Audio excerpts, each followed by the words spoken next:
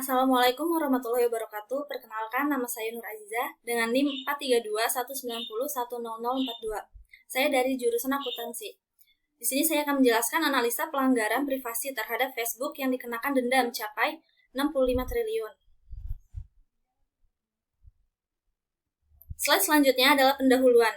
Etika atau etik bermakna sekumpulan asas atau nilai yang berkenaan dengan akhlak, tata cara, adat, sopan santun mengenai benar salah tentang hak dan kewajiban yang dianut oleh suatu golongan atau masyarakat.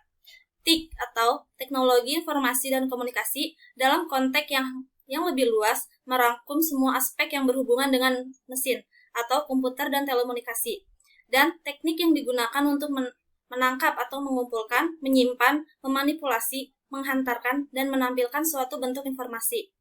Rumusan masalah.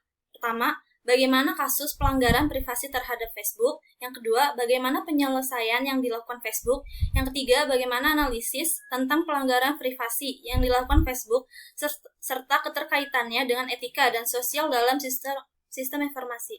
Pembahasan.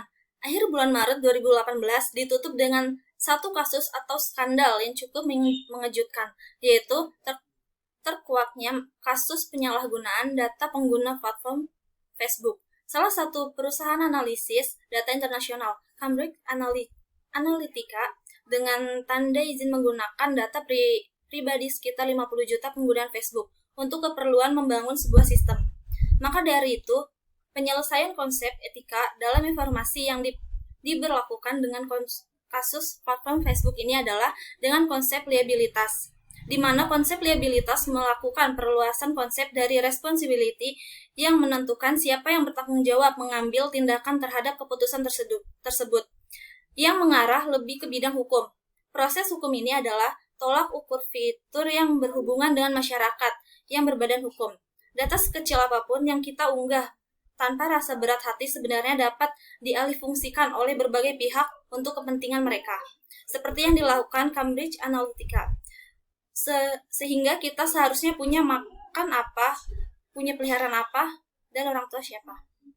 Skandal ini seharusnya menjadi momentum penguatan rezim untuk perlindungan data privasi konsumen di Indonesia khususnya, mengingat pada tahun 2017 sendiri, pengguna aktif Facebook di Indonesia mencapai angka 117 juta orang. Disinilah peran pemerintah kemudian dibutuhkan karena penyalahgunaan data tersebut sudah masuk terlalu jauh. Tidak hanya terfokus pada satu platform saja. Kebutuhan jaminan perlindungan keamanan privasi data sebenarnya juga dapat mengantisipasi masifnya pengumpulan data dalam skala besar yang sering dilakukan oleh banyak institusi. Jaminan perlindungan ini akan memastikan bahwa kerja teknologi dan mesin tersebut kecerdasan artifisial untuk kepentingan pengumpulan data akan sejalan dengan prinsip-prinsip perlindungan hak konsumen atas privasi. Di Indonesia sendiri, memang belum ada payung hukum yang menaungi penyalahgunaan data pribadi yang kesadaran untuk berhati-hati sebelum memasukkan data mengenai diri kita. Slide selanjutnya adalah kesimpulan.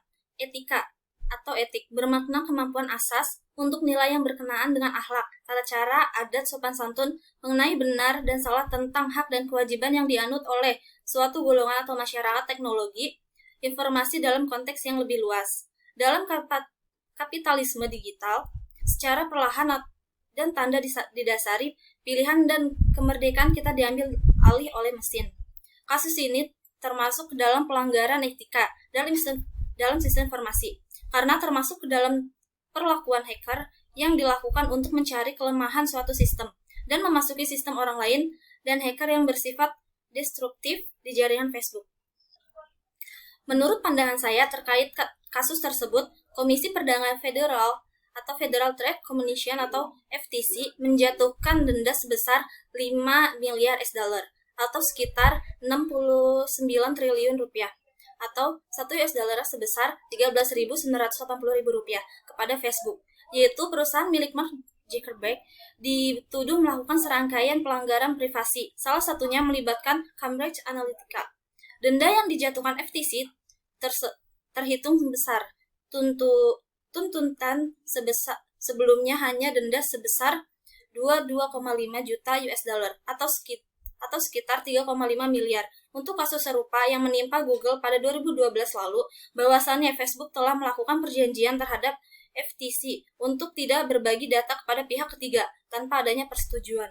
Namun, sejumlah regulator menemukan perusahaan tersebut melanggar perjanjian itu. Dalam sebuah kesempatan, CEO Mark Zuckerberg menegaskan bahwa pihaknya akan fokus pada jurusan privasi pengguna.